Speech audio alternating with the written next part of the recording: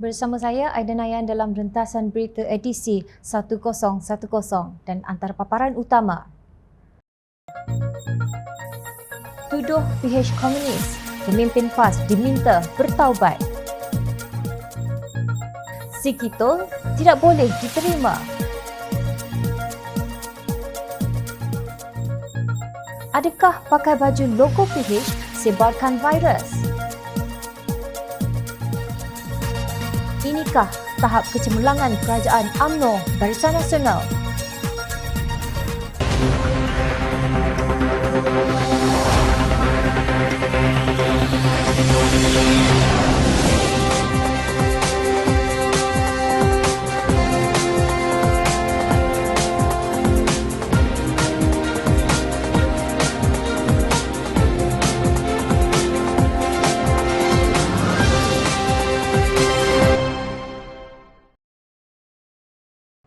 Assalamualaikum dan salam sejahtera.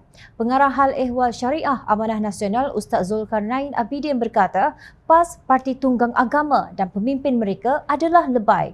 Pasal apa? Pasal bercakap ikut sedap mulut, pantang boleh mikrofon, merapu selalulah. Lebaylah katakan. Ya, aku tahulah. Bukan semua lebay merapu. Tapi lebay Parti Tunggang Agama ni memang kaki merapu. Bukan takat merapu, meraban lagi. Katanya dalam satu hantaran di Facebook. Terkini, kata Zulkarnain, pemimpin parti itu berkata, Pakatan Harapan bawa agenda komunis. Ini lebay, bagi tahulah. Apa agenda komunis yang PH bawa? Takat kata macam tu, siapa pun boleh kata. Soalnya, beliau dipercayai merujuk kepada ucapan Ketua Penerangan PAS Pusat Kamaruzaman Muhammad ketika berkempen di pilihan raya Negeri Melaka baru-baru ini. Zulkarnain menyatakan 3 contoh mengapa menggelar PAS sebagai parti lebay tunggang agama. Pertama, orang lain buat haram, lebay buat halal. Kedua, baca ayat Quran, tala kat orang lain, lupa kat diri sendiri. Dan ketiga, sembang berjuang Islam tapi sokong pengkhianat. Zulkarnain tidak memperincikan maksud dakwaannya, namun kita dapat menangkap maksud beliau dengan mudah menerusi sedikit carian di internet. Baru-baru ini ketika berucap untuk kempen pilihan raya Negeri Melaka, Presiden PAS Datuk Seri Abdul Hadi Awang mengulangi beberapa kenyataan sebelum ini bahawa kejayaan merampas kuasa daripada Kerajaan Pakatan Harapan pada hujung Februari 2020 yang lalu adalah secara demokratik dan aman. Kami mengambil langkah untuk membuat perubahan secara demokrasi,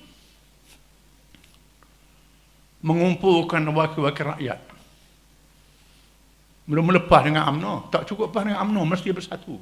Yang dimaksudkan demokratik itu ialah persekongkolan PAS dengan gerombolan pengkhianat keadilan diketuai Datuk Seri Mohamed Azmin Ali bersama pengkhianat bersatu pimpinan Tan Sri Mahyadin Mat Yassin beserta UMNO dan GPS menumbangkan kerajaan yang diamanahkan oleh rakyat pada pilihan raya umum ke-14 yang lalu.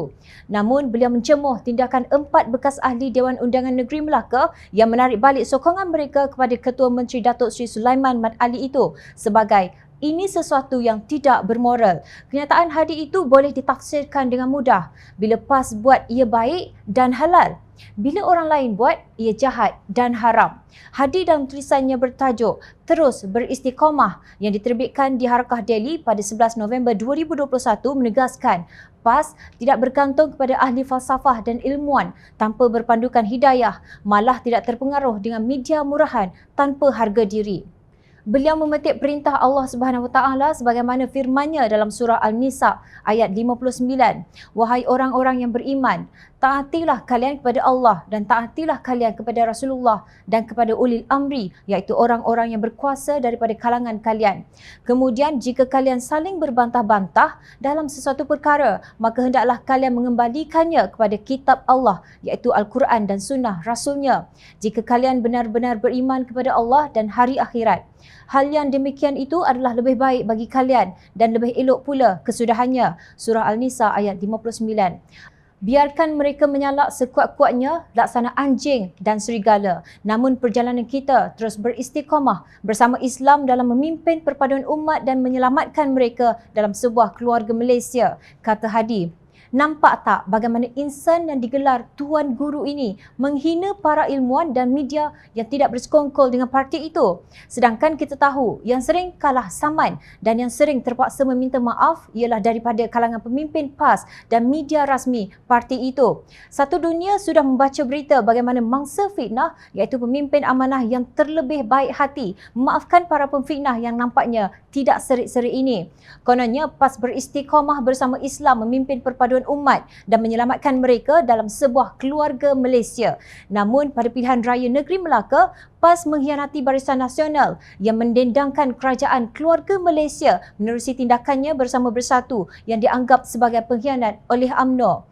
Menyentuh mengenai dakwaan Pakatan Harapan membawa agenda komunis, Zulkarnain berkata bahawa sepanjang pengetahuannya, kawan rapat Parti Komunis adalah kawan Parti Tunggang Agama. Beliau dipercayai merujuk pada MCA yang telah menandatangani memorandum kerjasama dan pertukaran pada 18 Julai 2014 dengan Parti Komunis China. Malah naib Presiden MCA, Datuk Tan Teck Cheng, telah mengucapkan tahniah kepada Menteri Jabatan Perhubungan Antarabangsa Parti Komunis China, Song Tao, sempena ulang tahun ke-100 penubuhan parti itu pada Jun lalu. Nah, parti manakah yang berdekapan dengan komunis? Macam nilah. Aku nasihat lebay Parti Tunggang Agama, nak kempen pilihan raya, janganlah berbohong. Cakap benda betul. Bila hampa bohong, orang tahu hampa bohong. Aku kesian kat hampa. Dahlah bohong dapat dosa, undi pun hampa tak dapat. Sudah-sudahlah lebay, bawa bertaubatlah. Tegas Zulkarnain. Jom channel perturunkan hadis Nabi SAW yang sering digunakan oleh penunggang agama sebagai ingatan bersama. Tanda orang munafik itu ada 3, iaitu sekiranya dia bercakap, dia berbohong. Sekiranya dia berjanji, dia memungkirinya. Dan sekiranya dia diberikan amanah, dia mengkhianati. Hadis riwayat Al-Bukhari. Ketua Pemuda Amanah Nasional Muhammad Hasbi Muda berkata, si Kitol dalam riwayat yang terkenal di negeri Melaka bukan hanya dia dihukum bunuh tetapi tapak rumahnya juga dibuang ke laut. Ini kerana si Kitol merupakan seorang pengkhianat. Merujuk pada pilihan raya negeri Melaka bagi orang muda, Hasbi berkata walaupun Perikatan Nasional menampilkan ramai calon-calon muda, namun dibimbangi mereka akan membawa budaya politik yang teruk yang diperkenalkan oleh Presiden Bersatu Tan Sri Mahyadin Mat Yassin, iaitu budaya politik khianat. Saya sebutkan tadi kan, walaupun calon Perikatan Nasional ini ramai orang muda, tetapi kebimbangan saya ialah mereka ini akan membawa budaya politik yang lama ataupun budaya politik yang teruk yang diperkenalkan oleh Presiden parti mereka, iaitu politik khianat. Ya, itulah. Saya pelik, kenapa Perikatan Nasional boleh menjual wajah Presiden mereka, Abah ini, sedangkan Abah ini adalah orang yang menang pilihan raya dalam coalition PH, dan mengkhianati kawan-kawan mereka. Saya yakin orang muda tidak boleh menerima pengkhianat. Orang Melaka ada kisah Si Kitol dan Raja Mendelia. Dan saya difahamkan Si Kitol ini bukan setakat dia dibunuh, tetapi tapak rumahnya itu dihumban ke dalam laut. Maknanya orang Melaka ini dia ada satu sifat, satu maruah bahawa dia tidak boleh menerima pengkhianat. Beliau merasa pelik bagaimana Perikatan Nasional boleh menjual wajah Abah sedangkan beliau menang pilihan raya dan mengkhianati rakannya sendiri. Kata Hasbi, Mahyadin menandatangani perjanjian Pakatan Harapan siapa Perdana Menteri selepas Tun Dr. Mahathir Mohamad, tetapi dia mengkhianati kerana melanggar janji. Beliau berkata orang yang mengkhianati janji tidak layak diangkat sebagai pemimpin. Bagaimana mukanya boleh menggantikan wajah calon-calon tetapi terkenal sebagai seorang yang mengkhianati rakan-rakannya? Soal Hasbi. Ketua Pemuda Amanah Nasional itu mengimbas kembali bagaimana Mahyadin merempat setelah dibuang dari UMNO. Namun bekas timbalan Presiden UMNO itu diambil oleh Pakatan Harapan dan diangkat sebagai Menteri Dalam Negeri. Tetapi dengan kuasa yang ada padanya, dia mengkhianati Pakatan Harapan. Dia jadi Perdana Menteri dan sekarang hendak mengajar kita tentang integriti, kata Hasbi sinis. Wajah Mahyadin dilihat dipaparkan di merata-rata tempat seperti di atas kenderaan mereka atau di poster-poster seolah-olah beliau yang turut serta sebagai calon pilihan raya negeri Melaka. Kata Hasbi, reaksi Mahyadin terhadap cabaran Tan Sri Syahrir mencerminkan akhlak sebenar beliau yang tidak baik. Malah beliau tiba-tiba berang lalu menggelar Syahrir bodoh kerana mencabarnya. Menurut Presiden Bersatu itu, Syahrir tidak bertanggungjawab dan hilang arah. Katanya beliau tidak akan melakukan kepada Johor sebagaimana UMNO lakukan kepada Melaka kerana memikirkan kepentingan rakyat. Tapi tak ada pilihan raya. Tak apalah orang lain naik. Jadi rakyat tak terkesan Kalau tidak ada pilihan raya umum, tengok apa yang UMNO buat di Melaka. Jahat. Kerajaan sudah ada. Dia sendiri tombang dengan kerajaan dia. Jadi kalau saya buat di Johor, macam Syahril bodoh tu, minta maaf saya katakan, dia suruh bersatu tarik supaya kerajaan yang dipimpin oleh Datuk Hasni Menteri Besar daripada UMNO tu akan jatuh. Kelakar mengkhianati rakan sendiri kerana mahu menghalang Datuk Seri Anwar Ibrahim mengambil alih jawatan Perdana Menteri itu demi kepentingan rakyat ke? Selepas mengambil alih Putrajaya, apa yang berlaku? Beliau memperkenalkan budaya scheme of things dengan membentuk kabinet saiz XXXL kerana mahu memberi ghanimah kepada ahli parlimen yang bersekongkol dengannya. Ini termasuk katak-katak politik dari UMNO yang mendapat jawatan menteri dan timbalan menteri. Beliau melantik 3 orang pemimpin parti sebagai duta khas Perdana Menteri bertaraf menteri yang langsung tidak berfungsi selain menghabiskan wang rakyat. Ketika rakyat sedang sengsara, hilang pekerjaan, kelaparan sehingga ada yang bunuh diri, beliau menghabiskan 38.5 juta ringgit mengubah suai Seri Perdana walaupun tidak tinggal di sana. Menteri dan timbalan menterinya pula menghabiskan lebih 4 juta ringgit untuk mengubah suai pejabat masing-masing walaupun tindakan tersebut tiada kena-mengena dengan prestasi kerja mereka yang gagal. Kereta rasmi jawatan bagi Menteri-Menteri Persekutuan pula ditukar daripada model Proton Perdana 2.4L kepada Toyota Velfire 2.5L bermula April 2021. Kerajaan membayar kos pajakan bulanan Toyota Velfire 2.5L sebanyak RM5,769.35 sehingga September 2021, kerajaan telah membayar kos pajakan sebanyak 1.42 juta ringgit kepada syarikat konsesi, kata Menteri Kewangan Tengku Datuk Seri Zafrul Abdul Aziz di Parlimen baru-baru ini. Seperti yang disebut dalam laporan Ketua Audit Negara LKAN 2020, hutang persekutuan pada 2020 adalah berjumlah 879.560 bilion ringgit, iaitu 62.1% daripada keluaran dalam negeri kasar KDNK. Keadaan ini lebih buruk daripada Kerajaan Pakatan Harapan yang mewarisi hutang kerajaan Barisan Nasional. Pada 2020, pinjaman baharu adalah berjumlah 194.555 bilion ringgit berbanding 138.559 bilion ringgit pada 2019, tegas LKAN. Pengkhianat, kakistokrat dan kleptokrat kini saling bekerjasama. Prosedur Operasi Standard SOP kempen pilihan raya pada tempoh Pelan Pemulihan Negara PPN ditetapkan Kementerian Kesihatan KKM dan Majlis Keselamatan Negara MKN, bukannya Suruhanjaya Pilihan Raya SPR. Menteri di Jabatan Perdana Menteri, Parlimen dan Undang-Undang Datuk Seri Dr. Wan Junaidi Tuanku Jaafar berkata, SPR hanya mengemukakan input antaranya berkaitan pemakaian simbol parti dan perkara-perkara berkaitan semasa hari pengundian. SOP ini perkara dibuat KKM dan MKN, bukan SPR. SPR ialah untuk menggalakkan demokrasi itu sendiri, bukan berhubung keselamatan manusia, katanya ketika menggulung perbahasan Rang Undang-Undang Perbekalan 2022 peringkat dasar Dewan Rakyat pada Isnin, lapor bernama Kelmarin. SOP ini dikritik oleh Gabungan Pilihan Raya Bersih dan Adil Bersih 2.0 yang dilihatnya sebagai penguatkuasaan larangan kempen yang berlebihan dan akan membunuh demokrasi.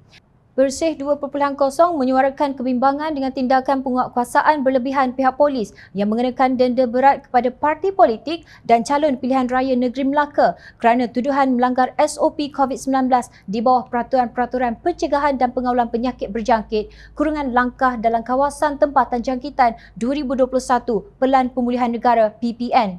Insiden terakhir di mana seorang individu di Alor Gajah telah didenda sebanyak RM4,000 kerana menjalankan kempen pilihan raya dengan cara memakai jaket berlambang Pakatan Harapan adalah mengarut dan berlebihan. Ini juga terkait dengan satu lagi laporan di mana KKM dan polis menyerbu mesyuarat Majlis Presiden PHD Melaka dan hanya berundur apabila ditunjukkan bahawa mesyuarat parti dibenarkan di bawah garis panduan SPR. Ini hanya menunjukkan bahawa larangan dan denda bukan lagi untuk mengawal COVID-19 tetapi menekan kempen pilihan raya secara keseluruhan. Bidas Jawatankuasa Pemandu Bersih 2.0 dalam satu kenyataan. Badan Pemantau Pilihan Raya itu berpendapat pilihan raya bukan hanya sekadar membuang undi pada hari pengundian tetapi turut merangkum keseluruhan proses kempen. Semua calon dan parti politik mempersembahkan diri mereka kepada pengundi agar mereka dapat membuat keputusan berasaskan maklumat. Tindakan berlebihan oleh KKM dan polis secara berkesan menghalang pilihan raya dan menekan demokrasi. Menurut Bersih 2.0, tindakan tersebut bercanggah dengan perkara 8 dan 10 Perlembagaan Persekutuan bagi Kebebasan Berhimpun dan Bersuara. Ia juga bercanggah dengan Akta Kesalahan Pilihan Raya 1954 Seksyen 24B di mana calon boleh mengadakan, memanggil atau mengaturkan perjumpaan awam terbuka, perhimpunan awam terbuka, pertunjukan awam terbuka atau hiburan terbuka atau ucapan atau syarahan terbuka di mana calon tersebut bertanding, jelas Bersih 2.0. Jawatan Kuasa Pemandu Bersih 2.0 juga mengingatkan bahawa walaupun langkah berhati-hati perlu diambil untuk mengelakkan penularan COVID-19, larangan kempen pilihan raya secara total bukanlah penyelesaian kerana ia menjejaskan pilihan raya bebas dan adil. Tegasnya, Bersih 2.0 juga telah mencadangkan usul bagaimana SOP pilihan raya yang selari dengan garis panduan Fasa 4 Pelan Pemulihan Negara, penyediaan alternatif untuk berkempen seperti akses media yang sama rata kepada semua calon tanpa mengira parti.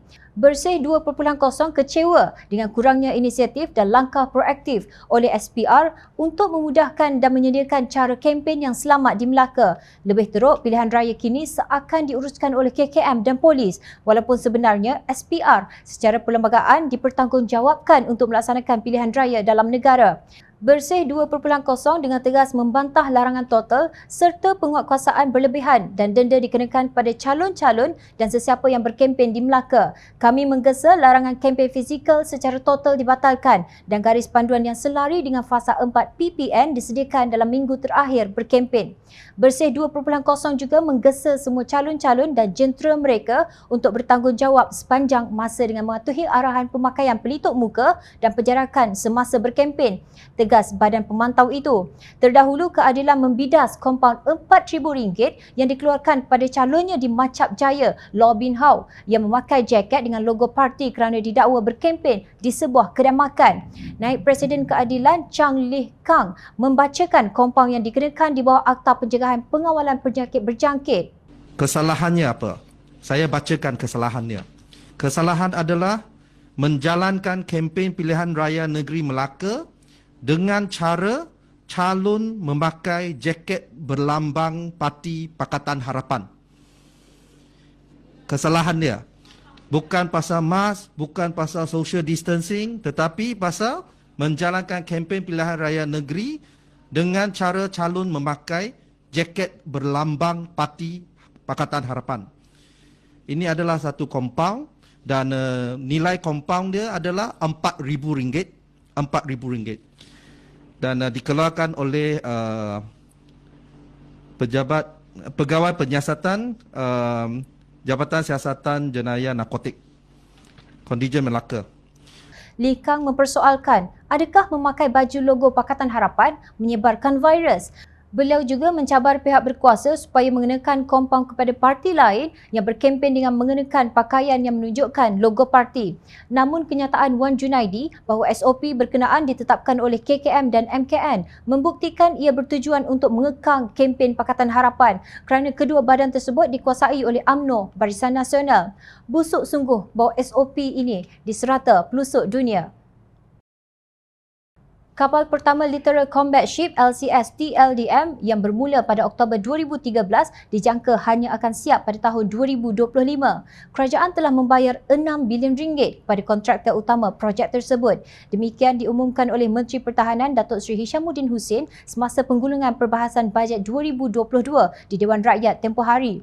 Menurut beliau, selepas kapal yang pertama siap pada tahun 2025, 5 buah kapal seterusnya dijangka siap setiap tahun selepas itu. Menteri yang sama pada 8 Mac 2016 berkata, kapal pertama LCS dikenali sebagai LCS-1 yang direka cipta dan dibina sepenuhnya di negara ini dijangka siap pada 2018 dan akan diserahkan kepada TLDM pada pertengahan 2019, manakala kapal terakhir diserahkan pada Oktober 2023. Kini kita sudah mahu memasuki bulan Disember 2021, namun tiada sebuah kapal LCS pun berjaya disiapkan. Kemarin Hishamuddin berkata Kementerian Pertahanan Malaysia sedang berada di peringkat akhir Pelan Pemulihan Projek Littoral Combat Ship LCS. Beliau menjelaskan cadangan perolehan 6 buah kapal LCS telah bermula pada tahun 2010 ketika ianya dibawa ke Jemaah Menteri. Perolehan ini kemudiannya diluluskan oleh kerajaan untuk melakukan perolehan kapal tersebut di bawah rancangan Malaysia ke-10 RMK-10 dan RMK-11. Tempoh projek ditetapkan adalah 10 tahun iaitu bermula 3 Oktober 2013 dan berakhir pada 2 Oktober 2023. Sehingga 31 Oktober 2021, kemajuan kerja bagi LCS adalah sebanyak 57.5% berbanding jadual kerja asal iaitu 96.57%. Katanya, menurut Hishamuddin, projek ini telah mengalami kelewatan selama 43 bulan daripada jadual asal. Menurut beliau, kerajaan tidak mempunyai pilihan lain selain daripada memastikan perolehan LCS disempurnakan. Jelas, Menteri Pertahanan perbincangan terbuka dengan pengurusan baharu OEM iaitu BOSTED turut dilaksanakan. Merujuk kepada siasatan yang diadakan termasuk oleh Jawatankuasa Kira-kira Wang Negara PAC dan Suruhanjaya Pencegahan Rasuah SPRM, beliau berkata pihaknya akan memberi kerjasama, tidak akan melepaskan mana-mana pihak yang menjadi punca kelewatan projek ini. Keutamaan saya adalah untuk menyelamatkan projek ini kerana kapal ini amat diperlukan oleh Tentera Laut Diraja Malaysia TLDM. Malah projek ini melibatkan vendor tempatan yang turut melibatkan veteran-veteran Angkatan Tentera Malaysia ATM, tegasnya. Kata Hishamuddin, beliau telah mengambil pendekatan inklusif dengan melibatkan pihak berkepentingan seperti Lembaga Tabung Angkatan Tentera LTAT, BOSTED, Kementerian Kewangan dan Unit Perancangan Ekonomi Jabatan Perdana Menteri. Kementerian Pertahanan kini di peringkat akhir rundingan untuk menyediakan pelan pemulihan projek LCS. Dalam pada itu, Menteri Pertahanan turut menegaskan pihak kerajaan tidak akan membayar dana tambahan lebih daripada apa yang telah dipersetujui. Mengenai pelan pemulihan pembinaan kapal LCS yang akan dibentangkan kepada Kabinet tidak lama lagi, beliau berkata ia bersifat inklusif dengan melibatkan pelbagai pihak dari LTAT, BOSTED, kepada syarikat-syarikat vendor yang terlibat. Ia juga melibatkan Kementerian Kewangan dan Unit Perancang Ekonomi Jabatan Perdana Menteri. Ahli Parlimen Ledang San Ibrahim Said Noh mencelah bertanyakan apakah jaminan bahawa selepas sebuah kapal siap pada tahun 2025, adakah 5 buah kapal-kapal lain akan diterima dan berapa lama? Apakah kita akan terima dalam kualiti yang terbaik? Soalnya. Hishamuddin tidak dapat menjawab soalan tersebut walaupun berkata beliau akan mengumumkan perkembangan perolehan kapal-kapal itu dari masa ke semasa. Beliau berkata kapal LCS itu perlu dinaik taraf dari segi teknologinya, namun kerajaan tidak akan membayar dana tambahan. Oleh kerana perolehan kapal LCS ini sudah terlewat melebihi tahap munasabah, siasatan terperinci wajib dijalankan. Mereka yang bertanggungjawab terhadap kerugian yang ditanggung oleh negara hendaklah dibawa ke muka pengadilan. Sebelum mengakhiri rentasan berita kali ini, Jom Channel ingin merujuk kepada sekeping nota yang kononnya kenyataan daripada Majlis Presiden Pakatan Harapan. Kenyataan media yang bertular bertajuk Pakatan Harapan setuju calon timbalan Ketua Menteri Melaka dari DAP bersifat inklusif untuk semua adalah palsu. Ini disahkan palsu oleh Pengarah Komunikasi Pakatan Harapan Fahmi Fadzil. Begitu terdesaknya gerombolan asobiah cuba menyiram api kebencian kaum sehingga sanggup melakukan kejahatan fitnah. Bertaubatlah. Allah Subhanahu Wa Taala memerhati dan rakyat juga sentiasa memerhati. Teruskan bersama kami di Jom Channel dan layari portal jomchannel.net untuk mendapatkan berita politik tanah air. Saya Aida Nayan, terima kasih. Assalamualaikum dan salam sejahtera.